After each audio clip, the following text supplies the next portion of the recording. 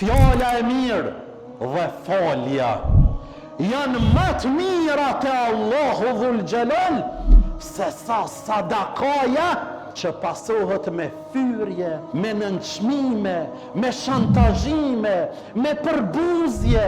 Dikush ta mush xhepin me pare, po na nuk jemi të rahat shumë nga gjuha e tij. Ai tjetri lavdrohet se prami kam fal 100 recate nafile namaz, po unë edhe ky tjetri i kemi marrë 100.000 zeza nga gjuha jote ditën. Pse lavdrohesh për rekatët e tua? A duhet ta ndryshojnë personalitetin tënd rekatët e tua? Nga gjuha besimtarit dhe nga dora besimtarit janë të sigurt që të gjithë, jo vetëm njerëzit, jo vetëm muslimanët, po muslimanë dhe jo muslimanë, edhe kafshët, edhe shpenzët